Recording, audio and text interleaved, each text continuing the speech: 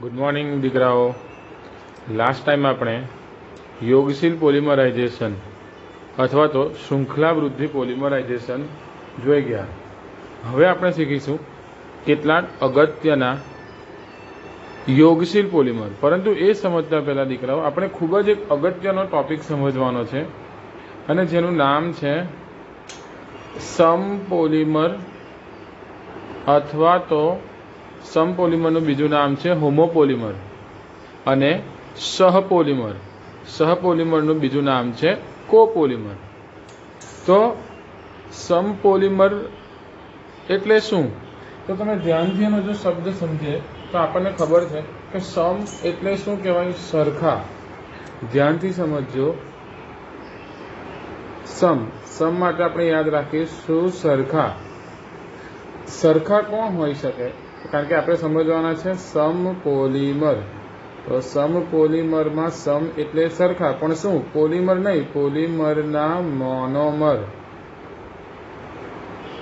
Monomer સરખા હોય તો તેવા પોલિમરને આપણે કયા નામે ઓળખી શકીએ? સમપોલિમરના નામે ઓળખી શકીએ. ચાલો તો એની વ્યાખ્યા જોઈએ દીકરાઓ, ખૂબ જ ધ્યાનથી સમજો કે એક જ મોનોમર ધરાવતી, અહીંયાથી તમે જોઈ શકો છો, એક જ પ્રકારના અથવા તો એક જ મોનોમર ધરાવતી સ્પીસીઝના પોલિમરાઇઝેશનથી બનતા યોગશીલ પોલિમરને સમપોલિમર કહેવાય છે.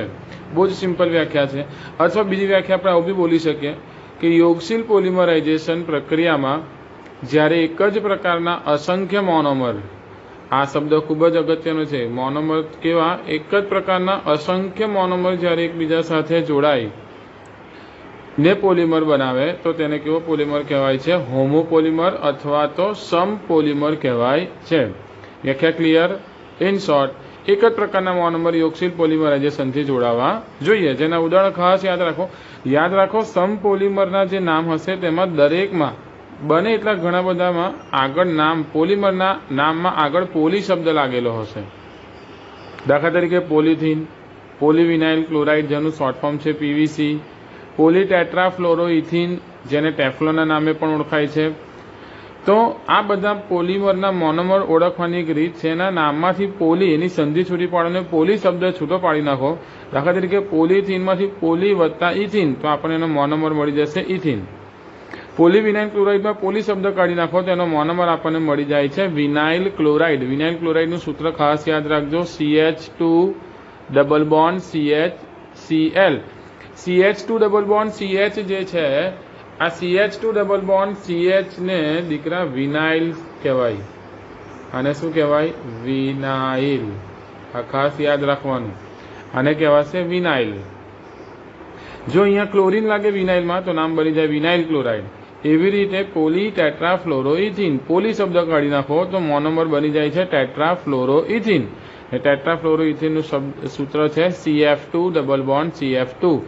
ઇથિનમાં બે હાઇડ્રોજનને જગ્યાએ આપણે ફ્લોરિન દાખલ કરીએ, કુલ 4 ફ્લોરિન દાખલ કરીએ તો બની જશે ટેટ્રાફ્લોરોઇથિન. અને બીજો એક એનું ઉદાહરણ છે ઓર્લોન, અથવા તો જેનું બીજું નામ છે પોલીએક્રિલોનાઇટ્રાઇલ. આ પોલીએક્રિલોનાઇટ્રાઇલને આપણે PAN વડે પણ યાદ રાખી શકીએ, પાન. પોલી શબ્દ કાઢી નાખો એટલે એનો મોનોમર બની જાય છે એક્રિલોનાઇટ્રાઇલ. યાદ રાખો દીકરાઓ, એક્રિલોનાઇટ્રાઇલનું બીજું નામ છે વિનાઇલ સાયનાઇડ. અને વિનાઇલ સાયનાઇડનું સૂત્ર, વિનાઇલ ક્લોરાઇડમાં ક્લોરીનની જગ્યાએ આપણે સાયનાઇડ દાખલ કરી દઈએ વિનાઇલ સાથે તો બની જશે વિનાઇલ સાયનાઇડ અથવા એક્રિલોનાઇટ્રાઇલ. તો આ હતું સમપોલિમર અથવા તો હોમોપોલિમર. એવી જ રીતે બીજો શબ્દ ધ્યાનથી સમજો, સહપોલિમર અથવા તો કોપોલિમર. સહ એટલે ભેગા અથવા તો સાથે મળીને. આનો અર્થ આપણે એવો સમજવાનો કે અહીંયા એક જ પ્રકારના મોનોમર હશે નહીં. તો કેવા પ્રકારના મોનોમર હોઈ શકે? બે જુદા જુદા મોનોમરનું કેવું પોલિમરાઇઝેશન થાય? યોગશીલ પોલિમરાઇઝેશનથી મળતા પોલિમરને સહપોલિમર કહેવાય છે. સમપોલિમરમાં શું હતું? એક જ મોનોમરનું યોગશીલ પોલિમરાઇઝેશન થવું જોઈએ. જ્યારે સહપોલિમરમાં શું છે? બે જુદા જુદા મોનોમરના યોગશીલ પોલિમરાઇઝેશનથી મળતા પોલિમરને સહપોલિમર કહેવાય છે. એનું ઉદાહરણ છે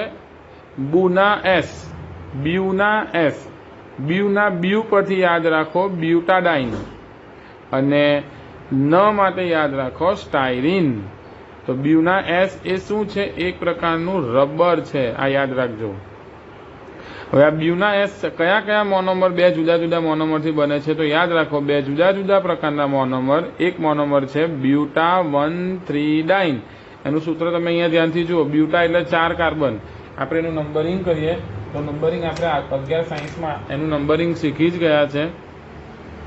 1 2 3 4 4 કાર્બન એટલે બ્યુટ. 2 વખત આલ્કીન એટલે ડાઇન, અને નંબર 1 અને 3 પર ડાઇન છે એટલે નામ બની જશે બ્યુટા 1,3 ડાઇન. અને એનો બીજો મોનોમર છે સ્ટાયરીન. સ્ટાયરીનનું સૂત્ર શું થશે દીકરાઓ? C6H5CH double bond CH2. એટલે કે બેન્ઝીન ઉપર આ આલ્કીન ગ્રુપ દાખલ થાય છે, ઇથિલિન ગ્રુપ દાખલ થાય છે. ધ્યાન આપજો. તો જ્યારે બ્યુટા 1,3 ડાઇન અને સ્ટાયરીનના અસંખ્ય અણુઓ તમને દેખાય જ છે. આ અસંખ્ય અણુઓના યોગશીલ પોલિમરાઇઝેશનથી કયો પોલિમર બને છે? બ્યુના એસ પોલિમર બને છે. અને આ બ્યુના એસ પોલિમર શેનું ઉદાહરણ છે? સહપોલિમરનું ઉદાહરણ છે. સહપોલિમર છે. સહ એટલે બે જુદા જુદા મોનોમરના અસંખ્ય અણુઓના યોગશીલ પોલિમરાઇઝેશનથી જે પોલિમર બને તે પોલિમરને સહપોલિમર કહેવાય છે, જેનું ઉદાહરણ છે બ્યુના એસ. રાઈટ. બ્યુના એસ પોલિમરનું સૂત્ર ધ્યાનથી જુઓ. CH bond CH double bond CH CH2 CH bond CH અને એની શાખા બનશે C6H5. હવે આ કેવી રીતે બને છે સમજો. અહીંયા ધ્યાન આપો. આપણો મોનોમર કયા કયા છે? બ્યુટા 1,3 ડાઇન, CH2 double bond CH single bond CH double bond CH2. દીકરાઓ આ થઈ ગયું બ્યુટા 1,3 ડાઇન.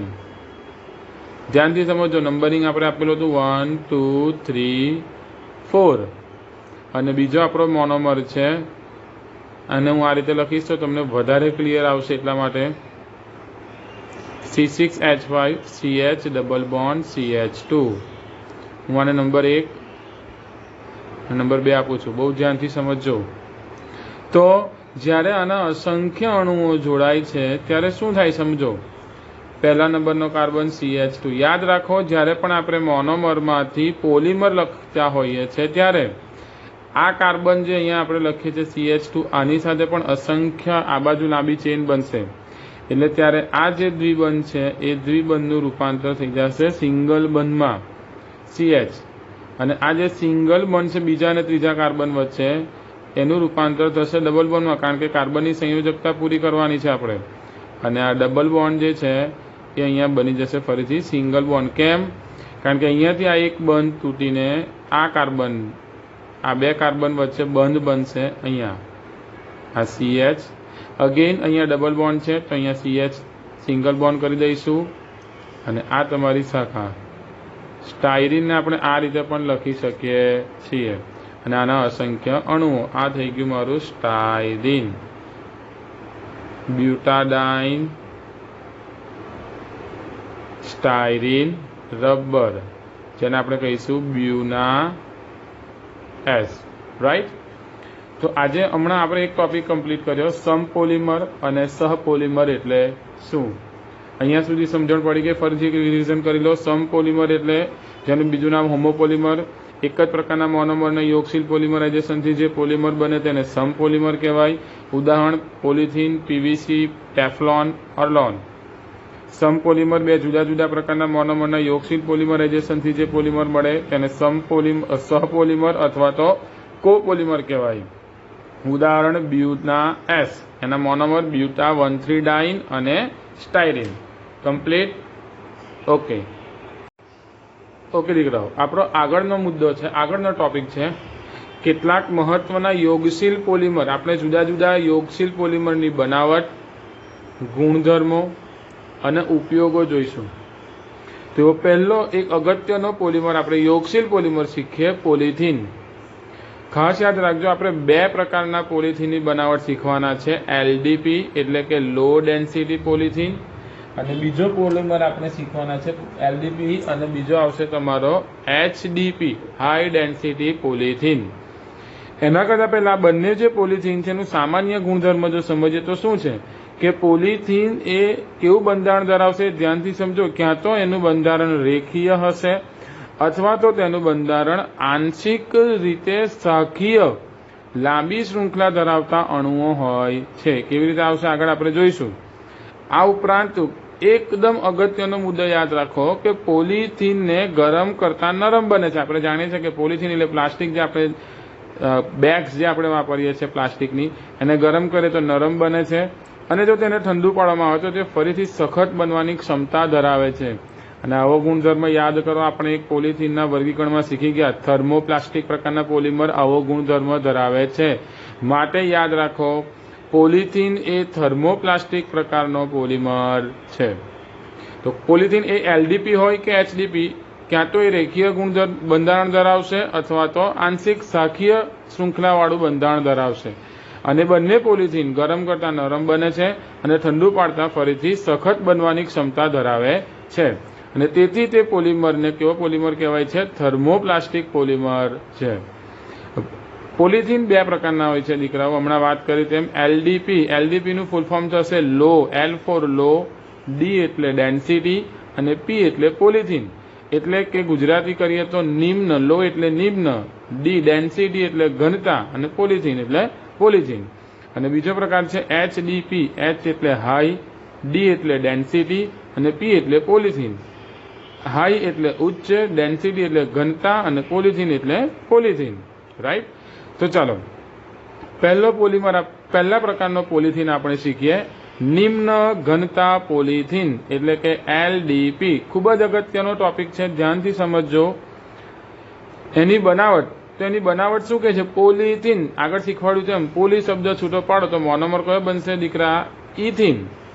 તો ઇથીનના અસંખ્ય અણુઓનું શું કરવાનું છે? આપણે યાદ રાખો, આપણે જે પોલિમર શીખીએ છીએ યોગશીલ પોલિમર શીખી રહ્યા છે, યોગશીલ પોલિમરાઇઝેશન થવાનું છે. તો ઇથીનના અસંખ્ય અણુઓનું આપણે યાદ રાખીશું 1000 થી 2000 વાતાવરણ જેટલા ઊંચા દબાણે, 1000 થી 2000 વાતાવરણ જેટલા ઊંચા દબાણે અને 350 કેલ્વિન થી 570 કેલ્વિન તાપમાને ઇથીનના અસંખ્ય અણુઓને આપણે કોની સાથે પ્રક્રિયા કરીશું? ડાયઓક્સિજન એટલે કે O2 અને ટર્સરી બ્યુટાઇલ પેરોક્સાઇડ આગળ આપણે શીખી ગયા છે. આ બેમાંથી કોઈ પણ એક ઉદ્દીપકની હાજરીમાં યોગશીલ પોલિમરાઇઝેશન કરવાથી આપણને શું મળી જાય છે? એલડીપી, નિમ્ન ઘનતા પોલિથીન મળે છે. જો આને આપણે સમીકરણ સ્વરૂપે લખવું હોય, પ્રક્રિયા સમીકરણ, તો આવી રીતે લખી શકાય. ઇથીનના અસંખ્ય અણુઓ, ઇથીનનું સૂત્ર આવશે CH2 ડબલ બોન્ડ CH2. આ ઇથીનના અસંખ્ય અણુઓને આપણે 1000 થી 2012 અથવા તો વાતાવરણ દબાણે, 350 કેલ્વિન થી 570 કેલ્વિન તાપમાને ડાયોક્સિજન અથવા તો ટર્સરી બ્યુટાઇલ પેરોક્સાઇડ ઉદ્દીપકની હાજરીમાં આપણે ગરમ કરીશું તો આપણને શું મળી જશે? એલડીપી. પોલિથીન બનશે પરંતુ એની ઘનતા કેવી હશે? ઓછી. એટલે એને કહેવાય છે એલડીપી. સમજાયું? ગુડ. ચાલો, આ જે પોલિમરાઇઝેશન થવાનું છે આપણે શીખી ગયા આગળ કે યોગશીલ પોલિમરાઇઝેશન બે પદ્ધતિથી થાય છે. કઈ કઈ પદ્ધતિથી દીકરાઓ? એક તો મુક્તમૂલક ઉમેરણ એટલે કે મુક્તમૂલક ક્રિયાવિધિ અને બીજું આયનાઇઝેશન એટલે કે આયનીય સ્પીસીસ. તો યાદ રાખો, આ યોગશીલ પોલિમરાઇઝેશન પ્રક્રિયા મુક્તમૂલકના ઉમેરણ દ્વારા અને હાઇડ્રોજન આયનીકરણ કોણ કરીશું? હાઇડ્રોજન પરમાણુના આયનીકરણ દ્વારા થાય છે. સમજાયું? ઓકે. હવે એના ગુણધર્મ, તો એક ગુણધર્મ તેના નામમાં જ છે કે તેની ઘનતા કેવી હશે? ઓછી. એટલે કે તેની ઘનતા ઓછી આપણે એવું લખી શકીએ. બીજું, એનું બંધારણ કેવું આવે છે? ખાસ યાદ રાખો, આપણે શીખી ગયા ક્યાં તો તેમાં શાખીય અથવા રેખીય. એલડીપી નું બંધારણ હોય છે દીકરા, વધુ શાખીય બંધારણ ધરાવે છે. એટલે બે ગુણધર્મ થઈ ગયા. એની ઘનતા ઓછી હશે, શાખીય બંધારણ ધરાવશે, સાથે સાથે રાસાયણિક રીતે તે નિષ્ક્રિય છે. આપણે જાણીએ છીએ પ્લાસ્ટિક પર કાટ બાદ કંઈ લાગતો નથી અને તે કઠોર હોય છે. આ ઉપરાંત અગત્યનો ગુણધર્મ યાદ રાખો, તેઓ લચીલા એટલે કે ફ્લેક્સિબલ, જેને આપણે સરળતાથી વાળી શકીએ, અને વિદ્યુતના મંદ વાહકો છે. ઓકે, આ બે ગુણધર્મ પરથી એના ઉપયોગો યાદ રાખીશું. વિદ્યુતના મંદ વાહકો છે એટલે પોતાનામાંથી વિદ્યુતને પસાર થવા દેતા નથી, માટે તેનો ઉપયોગ વીજળી લઈ જતા, માટે તેનો ઉપયોગ ક્યાં થશે? વીજળી લઈ જતા તાર એટલે કે આપણે જે વાહકતા લઈએ છીએ વાહકતાના ઇન્સ્યુલેશન એટલે કે એની ઉપર કવર ચડાવવા માટે વીજ રોધન કરવા માટે તેનો ઉપયોગ થાય છે, રાઈટ. અને બીજો તેનો ઉપયોગ જે છે એ આપણે એનો જે ગુણધર્મ જોયો કે એનો બીજો ગુણધર્મ શું છે કે તે લચીલા છે અને તે લચીલા હોવાથી તેમનો ઉપયોગ નિચોડ બોટલ એટલે જેને ઇંગ્લિશમાં આપણે કહીએ છીએ સ્ક્વીઝ બોટલ. આ બોટલ આપણે દરેક બધાએ જ જોઈ છે પણ આપણને એનો ખ્યાલ નથી, તો હું તમને યાદ કરાવું. સ્ક્વીઝ બોટલ એટલે કે આપણે જે વડાપાવ એટલે કે ખાણીપીણી લારી પર જે કેચઅપ ટોમેટો કેચઅપ ભરવા માટે જે બોટલ યુઝ થાય છે એને સ્ક્વીઝ બોટલ કહેવાશે. નિચોડ બોટલો બનાવવા માટે, રમકડા બનાવવા માટે અને લચીલા પાઇપના ઉત્પાદનમાં તેનો ઉપયોગ થાય છે.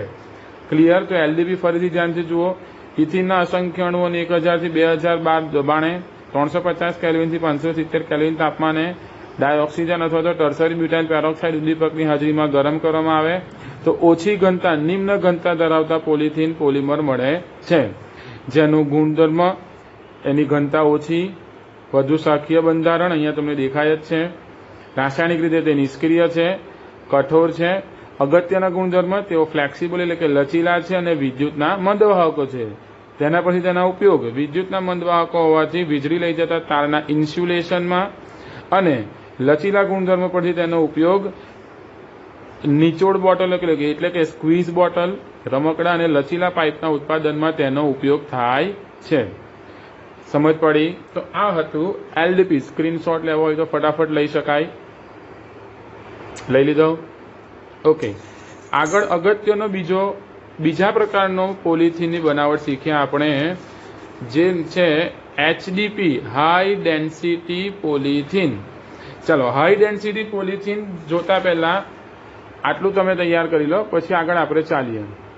ઓકે, ચાલો બીજા પ્રકારનો પોલિથીન આપણે શીખીએ અને જેનું નામ છે એચડીપી, ઉચ્ચ ઘનતા પોલિથીન, હાઈ ડેન્સિટી પોલિથીન. હમણાં આપણે શીખી ગયા લો ડેન્સિટી પોલિથીન. હાઈ ડેન્સિટી પોલિથીનને કેવી રીતે બનાવી શકાય, એનો મોનોમર કયો હશે? ઇથિન. તો તેને સમીકરણ દ્વારા પણ તમે યાદ રાખી શકો, એ જ આપણે અહીંયા એનું વર્ણન કરેલું છે. શું કરીશું? ઇથિનના અસંખ્ય અણુઓને ત્યાં યાદ રાખો. એલડીપીમાં હતું દબાણ કેટલું હતું? 1000 થી 2000 વાતાવરણ દબાણ. અહીંયા આપણે રાખીશું 6 થી 7 વાતાવરણ દબાણ. અને એલડીપીમાં તાપમાન કેટલું હતું? 350 થી 370 કેલ્વિન તાપમાન. અહીંયા આપણે તાપમાન રાખીશું 333 કેલ્વિન થી 343 કેલ્વિન તાપમાને.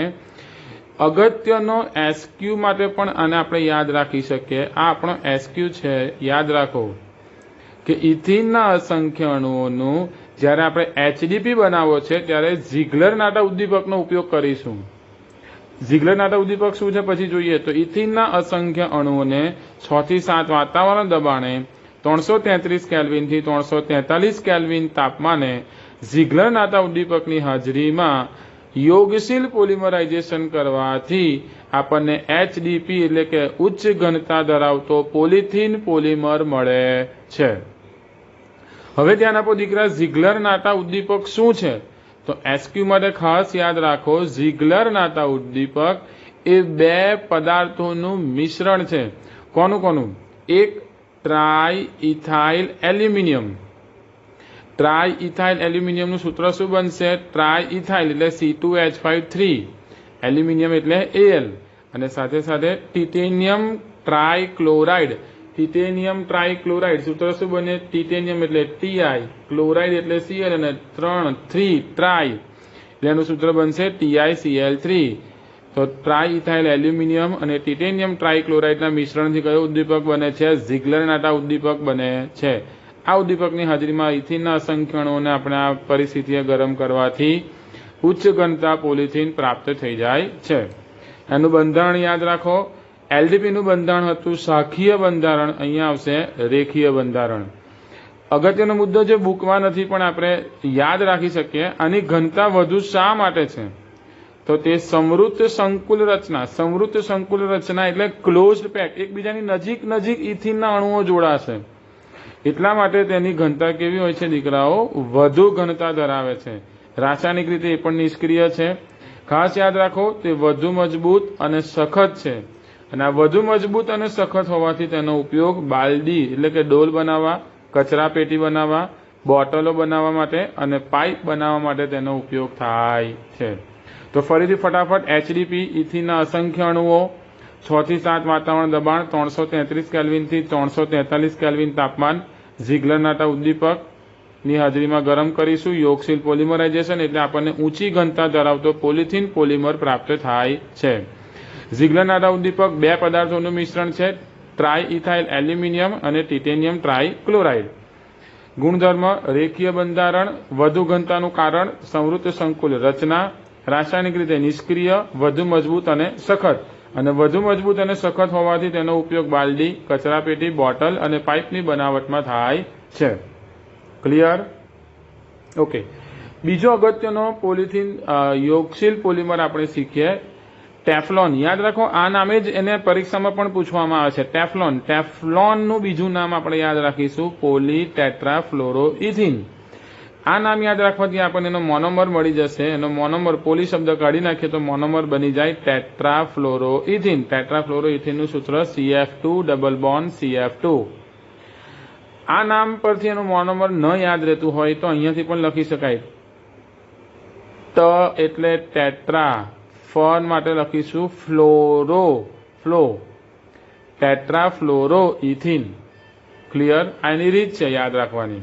તો ટેટ્રાફ્લોરોઇથિનના અસંખ્ય અણુઓને આપણે ઊંચા દબાણે, એનો ઉદ્દીપક યાદ રાખજો, પર સલ્ફેટ ઉદ્દીપકની હાજરીમાં મુક્તમૂલક પ્રક્રિયા દ્વારા ગરમ કરવામાં આવે તો આપણને મળી જાય છે ટેફલોન, PTFE જેને કહી શકાય. અહીંયા પર સલ્ફેટ જે ઉદ્દીપક છે એનું સૂત્ર શું થશે? SO-2. પર સલ્ફેટનું સૂત્ર શું થશે? SO-2. ઓકે, ચાલો, ગુડ. એના ગુણધર્મ જે છે તે ખૂબ જ સરળ છે. તે રાસાયણિક રીતે કેવો છે? નિષ્ક્રિય છે. આ એનો ગુણધર્મ એના ઉપયોગ માટે યાદ રાખવો પડશે. ક્ષારણ સામે પ્રતિકાર કરે છે, એટલે કે તે ક્ષારણ પ્રતિરોધક છે. તેના પર જલ્દીથી કાટ લાગશે નહીં, અને તેના પર કાટ ન લાગતો હોવાથી, તે ક્ષારણ પ્રતિકારક હોવાથી તેનો ઉપયોગ નોનસ્ટિક સપાટી ધરાવતા જે વાસણો છે એ વાસણોના શીલ બનાવવા માટે અને એ વાસણોની ગાસ્કેટ બનાવવા માટે તેનો ઉપયોગ થાય છે. તો ખૂબ જ સરળ પોલિમર છે ટેફલોન, ઇઝી છે. ફટાફટ જોઈ લો. ટેટ્રાફ્લોરોઇથિનના અસંખ્ય અણુઓને ઊંચા દબાણે મુક્તમૂલક પોલિમરાઇઝેશન દ્વારા પર સલ્ફેટ એટલે કે SO-2 ઉદ્દીપકની હાજરીમાં ગરમ કરવાથી ટેફલોન મળે છે. તે રાસાયણિક રીતે નિષ્ક્રિય છે. અગત્યનો ગુણધર્મ તે ક્ષારણનો પ્રતિકાર કરે છે, અને ક્ષારણનો પ્રતિકાર કરતો હોવાથી તેનો ઉપયોગ નોનસ્ટિક સપાટી ધરાવતા વાસણોના સીલ અને ગાસ્કેટ બનાવવા માટે થાય છે. ક્લિયર? ચાલો, વેરી ગુડ. આગળનો અગત્યનો અને છેલ્લો આપણા સિલેબસનો યોગશીલ પોલિમરની બનાવટ આપણે શીખીએ દીકરાઓ, જે છે પોલીએક્રિલોનાઇટ્રાઇલ. પોલીએક્રિલોનાઇટ્રાઇલ શબ્દ પોલી કાઢી નાખી એટલે આપણને એનો મોનોમર મળી જાય છે એક્રિલોનાઇટ્રાઇલ. આગળ જ હમણાં તમને સમજાવ્યું એક્રિલોનાઇટ્રાઇલનું સૂત્ર CH2 ડબલ બોન્ડ CH, શાખામાં આવશે CN. તો આ એક્રિલોનાઇટ્રાઇલના અસંખ્ય અણુઓનું પેરોક્સાઇડ ઉદ્દીપક, પેરોક્સાઇડ કોને કહેવાય? બે ઓક્સિજનના પરમાણુઓ સિંગલ બંધથી જોડાય તો તેને પેરોક્સાઇડ કહેવાય. આ પેરોક્સાઇડ ઉદ્દીપકની હાજરીમાં યોગશીલ પોલિમરાઇઝેશન કરવાથી પોલીએક્રિલોનાઇટ્રાઇલ મળે છે. બહુ સરળ છે. એના ગુણધર્મ શાખીય પોલિમર છે, તમને દેખાય છે. આ એની મૂળ શૃંખલા થશે અને આ બની જશે એની શાખા, એટલે એને કહેવાય છે શાખીય પોલિમર. અને ખાસ અગત્યનો ગુણધર્મ યાદ રાખો, તેની વર્તણૂક દીકરાઓ, તેની વર્તણૂક જે છે એ કોના જેવી છે? કુદરતી રેસા જેવી છે. એટલે કે તે કુદરતી રેસાની જેમ વર્તે છે. અને આના પરથી એનો ઉપયોગ હું તમને આની સાથે જ કરાવી દઉં. કુદરતી રેસાઓનું ઉદાહરણ યાદ રાખો, ઊન. ઊનનો ઉપયોગ ક્યાં થાય? ઓર્લોન અને એક્રેલિનની બનાવટમાં, ઔદ્યોગિક રેસાઓની બનાવટમાં. તો આપણે આ ઊન કે જે તે કુદરતી રેસાઓ છે એના વિકલ્પ તરીકે, એટલે કે ઊનના વિકલ્પ તરીકે ઓર્લોન અને એક્રેલિન જેવા ઔદ્યોગિક રેસાઓની બનાવટમાં કોનો ઉપયોગ કરી શકીએ? પોલીએક્રિલોનાઇટ્રાઇલનો ઉપયોગ કરી શકાય છે. ક્લિયર? અને બીજા અગત્યના તેના ગુણધર્મ, તેની ખેંચાણ ક્ષમતા સારી હોય છે. તે ફૂગ અને સૂક્ષ્મ જીવાણુઓની તેના પર કોઈ અસર થતી નથી. ઓકે, સ્ક્રીનશોટ પાડી લો. Good, thank you.